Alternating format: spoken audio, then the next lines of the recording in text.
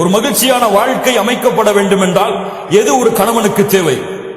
முதலாவது, திருமணம் முடித்து கொடுக்கப்பட்டால் அந்த மனைவி யார் என்பதை முதலில் அறிந்து கொள். யார் அந்த மனைவி? அந்த பெண் யார்? அந்த பெண்ணுடைய தன்மை என்ன? அந்த பெண்ணுடைய நன்மை என்ன? அந்த பெண்ணிடத்தில் இருக்கக்கூடிய தீமை என்ன?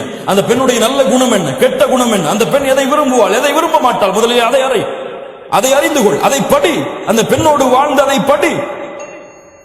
அதை படிக்காமல் நீ ஒரு கற்பனையை செய்து கொண்டு இதுபோல் தான் என் மனைவி இருக்க வேண்டும் என்று நினைக்காது. உலகத்தில் யாருக்கும் அல்லாஹ் ரப்புல் ஆலமீன், அல்லாஹ் நாடியவர்களை தவிர.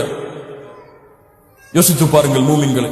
அல்லாஹ்வுடைய தூதர் ஸல்லல்லாஹு அலைஹி வஸல்லம் உடைய மனைவிமார்கள் அல்லாஹ்வுடைய தூதரை அறிந்திருந்தார்கள். அல்லாஹ்வுடைய தூதர் தங்களுடைய மனைவிமார்களை அறிந்திருந்தார்கள். ஆயிஷா ரலியல்லாஹு அன்ஹா அவர்களை பார்த்து அல்லாஹ்வுடைய தூதர் முஹம்மது ரசூலுல்லாஹ் ஸல்லல்லாஹு அலைஹி வஸல்லம் சொல்வார்கள், ஆயிஷா, நீ எப்போது கோபத்தோடு இருக்கிறாய், எப்போது என் மீது சந்தோஷமாக இருக்கிறாய் என்பதை நான் அறிந்திருக்கிறேன். எப்படி அல்லாஹ்வுடைய தூதரே, நீ கோபத்தோடு இருந்தால் சொல்லுவாய் இப்ராஹிமின் இறைவனின் மீது சத்தியம் செய்கிறேன் என்று. நீ சந்தோஷத்தோடு இருந்தால் சொல்லுவாய் முஹம்மதின் இறைவனின் மீது சத்தியம் செய்கிறேன் என்று. லா இலாஹ இல்லல்லாஹ். மனைவி அறிந்திருந்த கணவன் யார் உதாரணம் வேண்டும் இதைவிட? ஒரு மனைவி எப்போது சந்தோஷப்படுவாள், கோபப்படுவாள்? முஹம்மது ரசூலுல்லாஹ். இது சமூகத்துடைய தலைவருக்கு தெரியும். லா இலாஹ இல்லல்லாஹ். யோசித்து பாருங்கள். அப்படி தெரியவில்லையா? அந்த மனைவியை புரியவில்லையா? அல்லாஹ்விடத்திலே பிரார்த்தனை செய்யுங்கள். எப்போது? அந்த பெண்ணை திருமணம் முடித்த உடன் அந்த பெண்ணுடைய முனியை பிடித்து விட்டு அல்லாஹ்வுடைய தூதர் என்ன உதவ சொன்னார்கள்? அல்லாஹும்ம இன்னி அஸ்அலுக மின் கைரிஹா வ கைரி மா ஜுபிலத் அலைஹி. யா அல்லாஹ், இந்த பெண்ணுடைய நன்மைகளை எனக்கு கொடு. இயற்கையில் அமைந்த இந்த பெண்ணுடைய நன்மைகளை கொடு.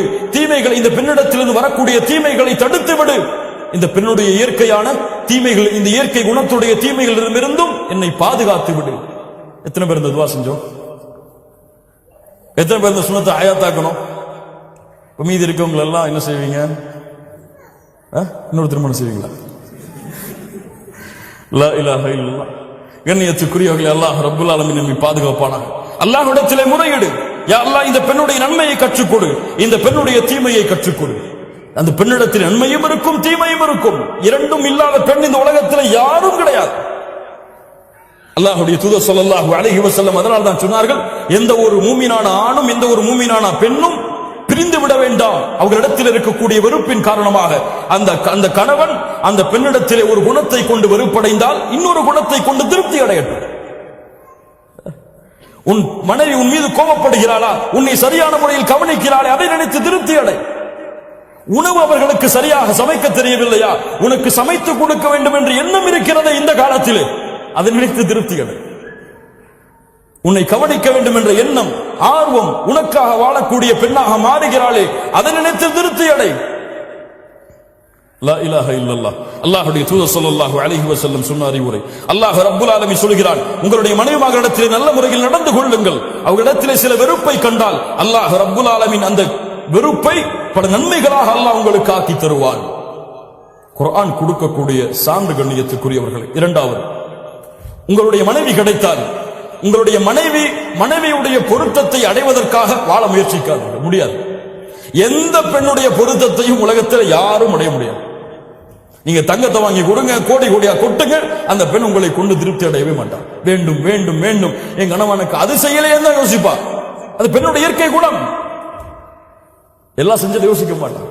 அப்ப என்ன செய்யணும்? அல்லாஹ்வை திருப்திப்படுத்த வேண்டும் என்று பெண்ணுக்கு கொடு. அல்லாஹ்வை திருப்திப்படுத்த வேண்டும் என்று ஒரு கவல உணவை உன்னுடைய பெண்ணுடைய மனைவியுடைய வாயில் ஊற்றி கொடு. ஊட்டு. அல்லாஹ்வை திருப்தி அடைய வேண்டும் என்பதற்காக உன்னுடைய பெண்ணை முத்தமிடு. அல்லாஹ் ரப்புல் ஆலமீன் அந்த பெண்ணுடைய திருப்தியை வாங்கி கொடுப்பான். நீ செல்ல வேண்டிய யாரிடத்தில் தான்?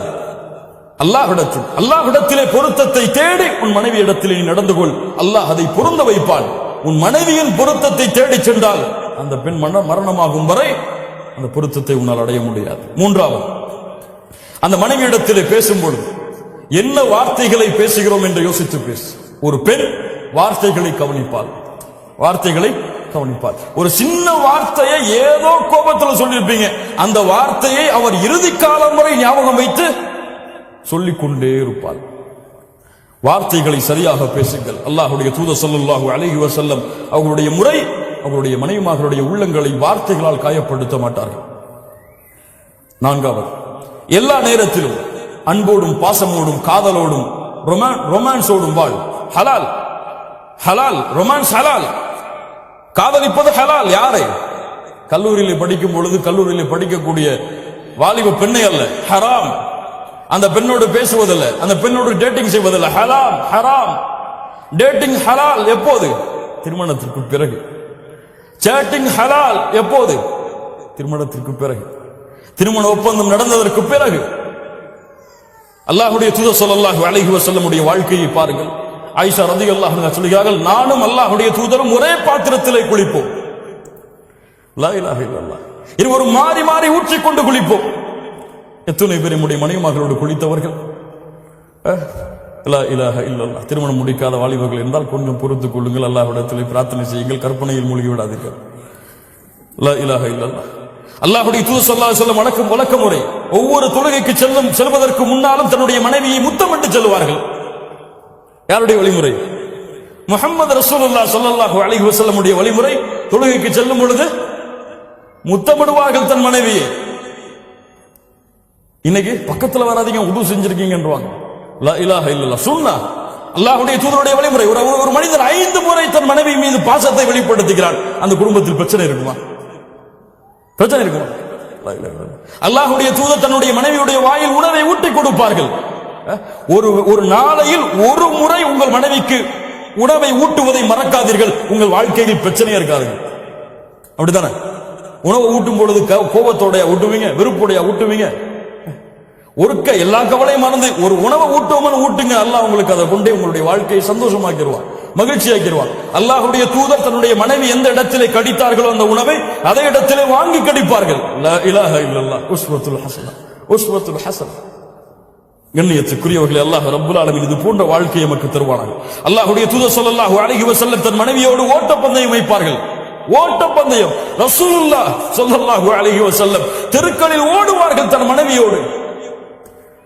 லா இலாஹ இல்லல்லாஹ். என்ன ஒரு வாழ்க்கை பாருங்கள், அல்லாஹ்வுடைய தூதருடைய வாழ்க்கை. அது போன்று 6வது, மனைவியை நம்புங்கள். முதலில் சந்தேகம் கொள்ளாதீர்கள். மிகப்பெரிய நோய் அது. சந்தேகிப்பது முதல் பெரிய நோய். அது போன்று பெண்கள் சந்தேகப்படும் அளவிற்கு நடந்து கொள்ளக்கூடாது.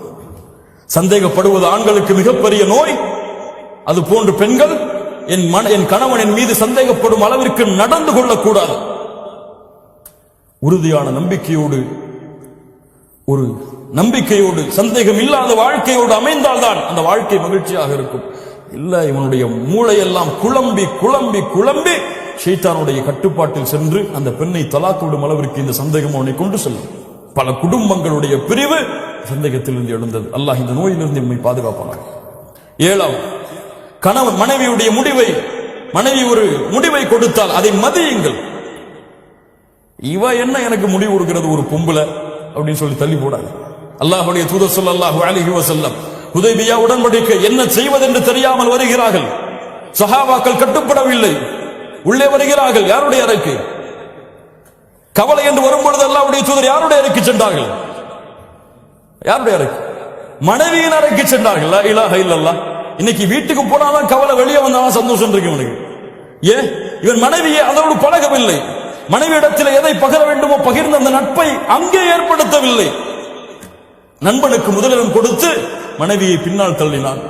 அல்லாஹ்வுடைய தூதர் ஸல்லல்லாஹு அலைஹி வஸல்லம் அந்த அறைக்குள் நுழைந்தவுடன் உம்மு ஸலமா ரலியல்லாஹு அன்ஹா சொல்கிறார்கள், அல்லாஹ்வுடைய தூதருடைய முகத்தில் இருந்த கவலையை நான் அறிந்து கொண்டேன். லா இலாஹ இல்லல்லாஹ். ஒரு கணவனுடைய முகம் உள்ளே வரும் பொழுது எப்படி இருக்கிறது, மனைவி பார்க்க வேண்டும், அதன்படி நடந்து கொள்ள வேண்டும். உள்ள வந்த உடனே எங்க ஜோயாலிகாஸ்ல ஒரு 10 பவுன் வாங்கிட்டு வந்துருமான்னு சொல்றீங்க, அவன் கோபத்தில் இருக்கும்போது என்ன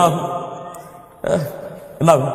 அல்லாஹ்வுடைய தூதர் ஸல்லல்லாஹு அலைஹி வஸல்லம் உம்மு ஸலமா ரலியல்லாஹு அன்ஹா கேட்டார்கள், அல்லாஹ்வுடைய தூதரை ஏன் இந்த கவலை, ஏன் இந்த கவலை? அல்லாஹ்வுடைய தூதர் சொன்னார்கள், என் தோழர்களுடைய வார்த்தைக்கு கட்டுப்படவில்லை, இப்படி நிகழ்ந்து விட்டது. உம்ராவை செய்யாமல் கொண்டு வந்த ஆடுகளை அறுத்து செல்ல வேண்டும் என்று கட்டளையிட்டேன், ஆனால் செயல்படுத்தவில்லை அவர்கள். அல்லாஹ்வுடைய தூதரை ஒன்றை சொல்லுகிறேன், நீங்கள் சென்று செயல்படுத்துங்கள், உங்களை பின்தொடரும் உங்கள் தோழர்கள். லா இலாஹ இல்லல்லாஹ். உம்மு ஸலமா ரலியல்லாஹு அன்ஹாவுடைய வார்த்தைக்கு கட்டுப்பட்டு அல்லாஹ்வுடைய தூதர் வெளியே சென்று தங்களுடைய தலையை மடித்தார்கள். உம்ராவுடைய கடமையை முடித்ததற்கு பதிலாக ஆடுகளை அறுத்தார்கள். சஹாபாக்கள் அதை பின்தொடர்ந்தார்கள். உம்மு சலமா இல்லையே எங்களுடைய மனைவிமார்கள்னு கேட்காதீங்க. லா இலாஹ இல்லல்லாஹ். கட்டுப்படுங்கள். அல்லாஹ் ரப்புல் ஆலமீன் அதன் செல்வத்தை வரக்கத்தை வைத்திருக்கிறார். 8வது, இந்நேரமும் பொறுமையை கையாளுங்கள் அல்லாஹ்விற்காக. உங்கள் மனைவி கோபப்பட்டால் உங்கள் மனைவிக்காக பொறுமையை கையாள வேண்டாம். நீங்கள் உங்கள் மனைவிக்காக அந்த பெண்ணிடத்தில் அன்பையும் பாசத்தையும் கோபத்தையும் காட்ட வேண்டாம். அல்லாஹ்விற்காக காட்டுங்கள். அல்லாஹ் அதை ஏற்றுக்கொள்வான். அல்லாஹ் ரப்புல் ஆலமீன் மனைவி கோபப்பட்டால் நான் அதை சகித்துக் கொண்டால் அல்லாஹ் எனக்கு கூலி கொடுப்பான் என்பதற்காக காட்டுங்கள். அல்லாஹ் உங்களுக்கு கூலி கொடுப்பான். இதை கொண்டு அல்லாஹ் எங்களை சொர்க்கத்திலே ஒன்று சேர்ப்பான் என்று காட்டுங்கள். அல்லாஹ் அதை உங்களுக்கு சொர்க்கத்திலே ஒன்று சேர்ப்பான். 9வது, சதா நேரமும் உங்கள் குடும்பத்திற்காக பிரார்த்தனை செய்து கொண்டிருங்கள். இப்ராஹிம் அலைஹிஸ்ஸலாம் அல்லாஹ்விடத்திலே பிரார்த்தனை செய்தார்கள். ரப்பி ஜஅல்னி முகீமஸ் ஸலாத் வ மின் ذُرِّيَّتِي. யா அல்லாஹ், என்னையும் என்னுடைய வாரிசுகளையும் தொழுகை நிறைவேற்றக்கூடியவர்களாக ஆக்கி வை. இன்று பிள்ளை தொழுவான், கணவன் தொழமாட்டான். கணவன் தொழுவான், மனைவி தொழமாட்டாள். இதுவெல்லாம் முஸ்லிம் குடும்பமே கிடையாது. கணவன் தொழுது மனைவி தொழவில்லை என்றால் இது முஸ்லிம் குடும்பம் கிடையாது. வேண்டும் என்று கணவன் தொழுகையை விட்டால் அவன் காஃபிர். லா இலாஹ இல்லல்லாஹ். அல்லாஹ் பாதுகாப்பானாக. வேண்டும் என்று விட்டால், மறதியிலே தவறியிலே விட்டால் அவர் பாவம். அது தௌபாவின் மூலமாக நிறைவேற்றப்பட வேண்டும். தொழுகை இல்லாத கணவர்கள் இந்த தொழுகையுடைய மனைவிகளுக்கு கொடுக்கப்பட்டிருக்கிறது பெற்றோர்களால். பிள்ளைகள் தொழாமல் இருக்கிறார்கள். கவலை இல்லாமல் முஸ்லிம் பெண்களான ஆண்களும் பெண்களும் வாழ்கிறார்கள். இந்த வயசுலயே காலையில 4 மணிக்கு எழுஞ்சி பணியில போய் தொழுகணுமா? 10th எக்ஸாம் இருக்கு, இவெல்லாம் தொழுக போனா என்ன ஆகும்? பரிச்சை குழந்தை போயிருமே. லா இலாஹ இல்லல்லாஹ். உங்களுடைய பிள்ளைக்கு உலகத்தை காட்டி வளர்க்கிறீர்களா? உங்களுடைய பிள்ளைக்கு உலகம் மட்டும் போதும் என்று மறுமையை மறக்க வைக்கிறீர்களா? அல்லாஹு அக்பர். அல்லாஹ் மிகப்பெரியவன் இல்லை. உங்களுடைய 10th எக்ஸாமும் 12th எக்ஸாமும் தான் மிகப்பெரியது என்பதை உங்களுடைய பிள்ளைக்கு நீங்கள் கற்றுக் கொடுக்கிறீர்களா? இந்த பிள்ளை எதை நோக்கி செல்லும் வளர்ந்ததற்கு பிறகு? துஆ செய்யுங்கள் உங்களுடைய குடும்பத்திற்காக.